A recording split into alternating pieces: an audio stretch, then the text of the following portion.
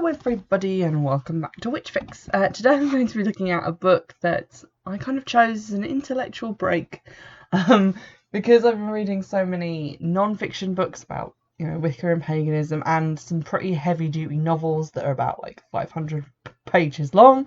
I just wanted something quick, easy, palate cleansery, and to that end I picked from my ever-growing to-read pile The 13th Sacrifice, first in a series of novels called the Witch Hunt novels, and it is written by a lady called Debbie, and then her last name I think is Viguie, but I'm definitely not saying that right. It's spelled Viguie with a little accent over it, so I apologise already for getting that name wrong. Now, I picked this up because I was looking for some more procedural crime novels that had witchy elements, and the blurb is this. The past can kill. Samantha Ryan is plagued by nightmares. Horrific memories lie in wait of dark magic and crippling fear of strange creatures and blood-soaked walls, because Samantha grew up in a witch's coven, enslaved by power and greed. But now Samantha must go undercover to confront the horror of her terrible past and protect her hometown against a newly awakened heart of evil. Pretty gripping stuff. I didn't have a lot of expectations going into this book. The blurb doesn't really tell you if it's going to be magical realism or if it's going to be like straight up fantasy, and so when I cracked into it I found that it was actually based on like fantasy witchcraft. The book makes it clear that Wicca is distinct to witchcraft. In fact, its portrayal of Wicca is probably quite accurate. It doesn't really say a lot about it, but what it basically says is that it's an earth-centered religion that people practice, and that the people who practice it aren't like real witches in the sense that Samantha is, and that they don't have like magic powers. That's kind of the first and last thing that the book does define clearly, and here we get into some of the more negative aspects. Chiefly among those is that the pace of the book is just wild. It's like 0 to 60 in no time at all. For example, like the first 4 or 5 murders take place in the opening 20 pages of the book.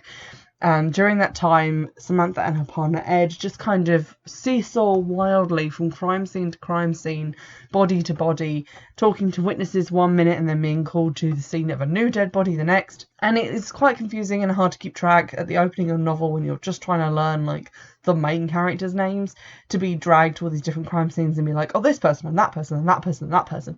It was kind of like watching the opening of an episode of Law and Order, but then someone had stapled onto it the opening of 5 other episodes of Law and Order and then made you watch it all at once, and you were just like, I don't understand what's going on, but it's all very exciting and there's a lot of dead people, so I'm going to keep reading, but I'm confused. Starting out from the opening, I wasn't really sure how much people knew about Samantha's past, or what even specifically her past was, because we get the sense, like we get told that she's adopted, and that's basically it.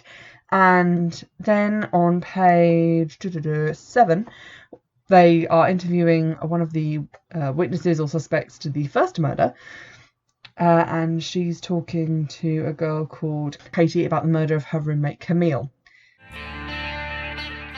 Samantha turned to Katie and studied her, taking in everything from the pentagram necklace to the crystal ring on her finger. Wiccan? What's with the get-up? Ed asked. I'm a witch, the girl said defiantly. Wannabe. Samantha suppressed the urge to roll her eyes. When is your coven meeting? I don't have one. I'm a solitary practitioner. What you are is full of crap, Ed said. You see my partner here? She has witchdar. If you were a witch, I would have known it 10 minutes ago. So, aside from being just kind of mean towards Wiccans, it's not entirely clear from this whether Ed knows that Samantha is a witch. It transpires he does not. Or if she just is known for being clued up on witchy stuff in general, which doesn't really make a huge amount of sense, as what she knows about is witches and not Wiccans. So it's a little bit unclear and a bit confusing. And because of the pace of the book, you're kind of left scratching your head about that for 30 seconds before, the next thing happens that you're not entirely sure what it means. The basic opening setup part of the plot after all of the murders happen is that something is going down involving all these girls being sacrificed, and it's up to Samantha to find out what is going on by going to investigate, what's going on with a particular coven that seems to have resurfaced in her original hometown of Salem. And It seemed really weird to me that they were sending her undercover, because they talk about her going there to like sniff around and see what's going on.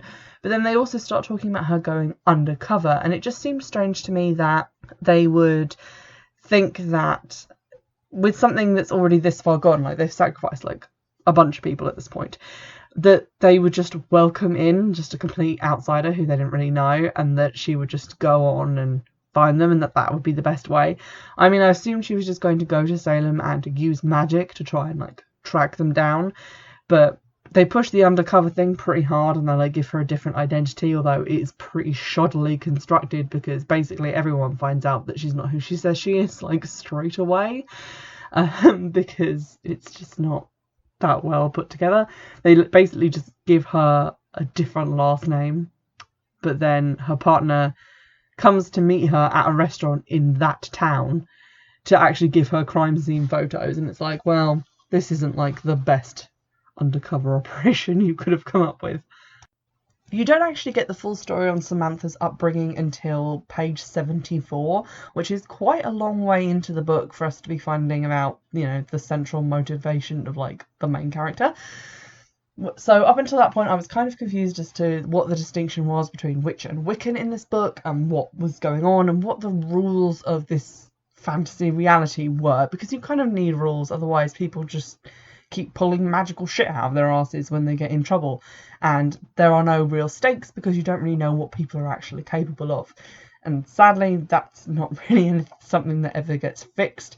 The main character does bring like multiple people back from the dead, from people who have like just died. She kind of like shocks them back to life with her magic, to other people are being raised from the dead as well, and it's just like, well, I need to know what you can and cannot do with magic before I start getting emotionally invested in the peril that's going on. But around page 70, we find out a bit about her backstory and a bit about where she's coming from, which is pretty well written, pretty well done. There's definitely a mystery there, because she was about like 7 or something when the climactic evil thing happened to her coven, and she was rescued and adopted to a lovely Christian couple. She doesn't really remember a lot of what happened. Obviously, there are some pretty predictable things that you could think were going to happen because of the plot. I'm not going to spoil anything. What I will say is that it seems a bit weird to me that she was 7 when she stopped being raised by a coven, and has then not practiced witchcraft at all since. And yet, by about halfway through the book, she's going toe-to-toe with really powerful witches and throwing spells around like she was completely born to it. Which, given that, you know, she doesn't really remember a large amount of her childhood, it turns out, and is revealed throughout the book, it seems a little bit hard to believe that she would cling on to the memories of these powers that she never planned to use again.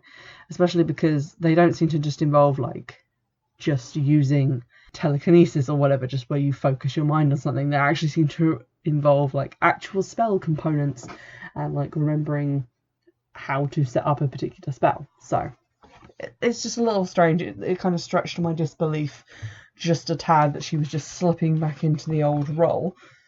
On the subject of her adoptive parents, they are in fact Christians.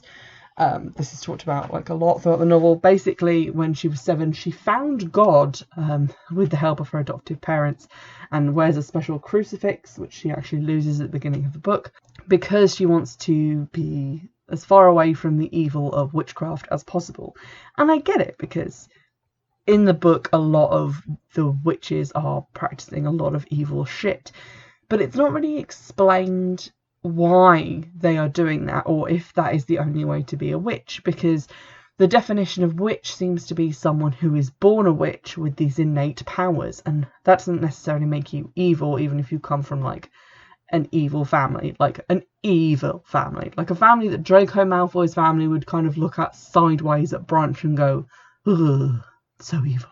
So it's not really that clear as to whether all witches are evil, or if it's just this particular group and she's had a bad time of it. And then when she meets other people in this new coven that's sprung up, they seem to be just like normal people who've been kind of suckered into joining. Some of them are like Wiccans, some of them are just like random normal people who needed magic to do something in their life. It's kind of briefly talked about. but it's not clear if they have this innate power because you don't really see them use it at all. So I got more confused as to who was actually a witch and what that actually meant, which was kind of like my central confusion with the whole book, because it's moving so fast, like a really breakneck fucking speed, that you just don't get to put a finger on a lot of the definitions and a lot of the ideas behind the text. Now, despite the fact that there are some like instances where I didn't really know what was going on or some of the finer points, the plot is actually quite interesting. It rallies along at like a really fast pace, and it never really hits like a boring point because there's always action going on. Stuff's blowing up, people are dying. Just when you like turn another page, whoops, there's another murder. And it keeps going. It builds up the tension quite nicely because you get the feeling that there's a lot at stake. I also really wanted to find out what it was that Samantha couldn't remember about the night that her coven all got murdered and she was the only survivor. So that kept me interested, as did the mystery of who the High Priestess of the new coven was, which was kind of like a main mystery towards like the second half of the book. I will say that the book does suffer at times from some quite weirdly funny schlocky dialogue. For example, from page 98, the dead pigs toppled onto their sides, the frogs lay silent. Samantha grabbed a fire extinguisher off the wall by the teacher's desk and snuffed out the flames. In the silence that followed, she could hear only her heartbeat and Katie's laboured breathing. She waited for a moment. Where were the others? She could sense no other energy spikes in the building, so after a moment she turned to Katie. Samantha dropped to her knees beside the fallen girl. "Katie, don't you die on me!" Which I actually had a little bit of a giggle at that, and which was not well received because I was in a public place. But it made me laugh so much that she can hear Katie breathing and everything seems fine, and she's got the time to like get a fire extinguisher and put out fires and then think about where the others are. And then she turns around and she's like, "You're on the brink of death! CPR!" It just, I don't know why, it just tickled me. Silly. So aside from the kind of unclear explanations, the sort of schlocky dialogue, and some of the ridiculous situations, the one other thing that I found kind of annoying is the fact that occasionally, like 2 pages of the main character, Samantha, thinking or justifying her actions ahead or after the point of actually making them kind of rears its ugly head, and there's just not really much need for it. She kind of has a wobble. There's a point where she has to be part of a ritual with the evil coven, and she has to drink a goblet full of blood, and they're killing some people. And she has a wobble because she doesn't really want to participate, but then she kind of justifies it to herself because she's like, well, they're already off somewhere killing this person. I don't know where that is, and I couldn't get there to save them. I have to drink this blood because I have to stay with this coven, and I have to find out what they're planning, and if I don't do this, they'll probably kill me. And it's like, well, I mean, I can infer quite a lot of that. You don't need to beat me over the head with it. We don't really need the rationale for this. And she does it quite a lot, especially when she's talking about like the main like love interest character. She has to have these internal arguments with herself about whether or not she can tell him various things about herself. And it's like, we get it. We get why you're keeping it a secret, because it's not something you really want to discuss right now. But we don't need to have like 2 pages out of every chapter devoted to you talking about how maybe you should tell him and maybe you shouldn't, when we all know you're not going to tell him. On the flip side of that, we have moments where it seems that the author just kind of wanted Samantha to act like a badass without really thinking about how Samantha has sworn off being an evil witch and doesn't want to take even one tiny half step down the path of being evil. So right at the beginning of her undercover stint, which actually doesn't even start kicking off until after page 100, which is like nearly a third of the way into the book, so it's quite like I would say slow to start, but a lot of people were dead by this point, but kind of slow to get to the main part of the plot. She goes to a tattoo artist to have a special tattoo that her coven that she was born to all had and that she had previously. And the tattoo artist recognises it because he's put this tattoo on other people. And so she makes him like do the tattoo on her. And she doesn't ask him, you know, who were these other people you tattooed with it recently? And, you know, where did they come from? What did they look like? What she does is this. She needed to find out what he knew about the symbol. She took a deep breath and thought about her mother and what she would have done to get the information she wanted. Samantha grabbed him by the throat and slammed him into the wall. "Tell me where you've seen one of these tattoos," she hissed. "I can't. She'll kill me." "And what do you think I'll do to you if you don't?" she asked, squeezing her fingers tighter around his throat. She hasn't even asked the poor bloke one straight up question. Like, maybe he would have been happy to just tell her. I mean, from the level of resistance he's putting up here, he probably wouldn't have just told her, but she could at least ask before she went as far as just, like, grabbing him and then, like, strangling him. And then, like, on the next page, she waves her hands and he thinks that his arms have burst into flame and starts screaming and falls on the floor. And it's like, for someone who put up, like, 2 chapters worth of resistance about even going to Salem and pretending to be an evil witch, you're doing a lot of evil stuff that you don't even have to do because no one's watching you right now. Do you see what I mean? It's very odd. This next part isn't even just a random point. It's just on page 280. And it's a line that made me laugh. Or, well, a series of lines that made me laugh. "Who sent you?" she demanded as she pressed a knee to the throat of the one nearest to her. "We're going to kill you," the other one hissed, raising a hand. "Not if I kill you first." 4 of her mongooses leapt on the witch's face. The witch screamed, and Samantha touched her leg, sending a blast of energy to fry her vocal cords. If I could sum the book up in one passage, that is the passage that I would choose. It's kind of vaguely ridiculous, kind of cliche, very kick-ass, but also very pacey and very action-packed. As for the ending, I'm going to try and keep it as spoiler-free as possible. It does have a rather surprising reveal at the end, which I did really enjoy, did not see coming at all, and I was like, hooray, finally, a book has surprised me. Unfortunately, it kind of proceeds to ruin that reveal by getting quite Scooby-Doo-ish about the whole thing. Like, when you say, "It was Old Man Smithers all along," that's quite shocking and surprising. Saying, "It was Old Man Smithers all along," and you didn't know because 6 weeks ago he paid 6 ex-cons to make him a mask from special colour-blended rubber, and then he hid in a hedge for 40 minutes on the first day you met him to make you think he lived to the north, but actually he's from the south.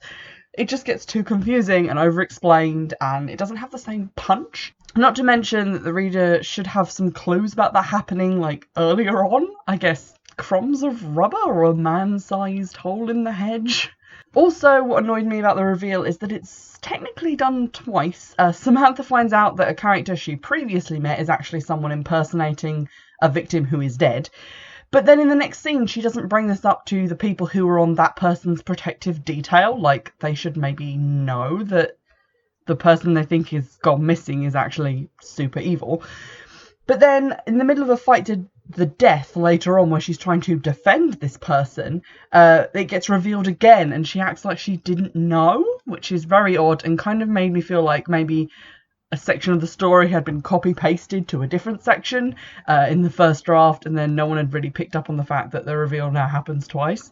There's also a lot of, "Aha! But you see, you fool!" in the book. Things are brought in and then explained after the fact, like sudden leaps of judgment that just turn out to be right, but there was no basis on which to make them. For example, this is a spoiler, so close your ears. Samantha correctly guesses that she is linked to the big bad demon that everyone keeps trying to summon, and then she thinks that she can use this connection to turn that monster against her enemies, and this works. But she has nothing to base that idea on. It just kind of comes to her at a point in the story when it would be super convenient for her to have a pet monster to unleash on people. Also in that same scene, there's the big demon that they're trying to summon, but there's also a hellhound type thing that has been summoned to keep her and the rest of the good guys in check. But they're kind of conflated into one thing, because she says that she has a connection to the demon they're trying to summon, but then she turns the hellhound against them and not the massive demon that they're trying to summon, which doesn't actually get summoned anyway. So who the fuck even knows? It just got very confusing and messy and schlocky towards the end. Although, like, the main plot is kind of tied up, there are some trailing threads that lead us into a sequel land. I have checked and there are actually 2 books after this in the Witch Hunt series, and I have purchased both of them because, let me tell you for why. The trailing ends that we have are that the big bad high priestess had a mentor, and apparently they're still out there somewhere, but their identity is a secret. We also don't know who Samantha's dad is because she never met him.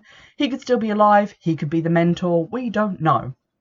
Also, the big book of evil demon summoning was swiped by someone or someone's unknown at the end of the book, and we don't know where it's gone or who's going to try and use it next. So that's all left open. Also, we don't really know what happened at the demon summoning originally, which killed Samantha's entire coven and left her as the only survivor. So there are some pretty big mysteries that need to be solved, and to be honest, I care enough about them that when I saw that I could get both books for a total of £5, I was like, yeah, you know what, I might read these because they're really quick reads and I kind of want to know what happens. The issues that I have with the writing being very overexcited and a bit first drafty and a bit schlocky in places, underneath all that, there is at least a good story, and I can forgive quite a lot of things if I'm actually interested in the story. It's when the story's bad and the writing's bad that I just can't be dealing with it. But a good story can make up for a couple of the things that I have talked about in this review, and I'll let you know when I get the sequels how good they are, if they have improved in terms of writing, and what the story is like as well. I hope you've enjoyed this episode. You can get in touch in the usual way, which is Twitter @Witchfix, or email, which is witchfixpodcast@gmail.com. And also don't forget to check out the Amazon wishlist for the podcast. New stuff is going on that all the time because I keep finding things and being worried that I'll forget about them. So check that out soon, and I'll see you in the next episode. Bye!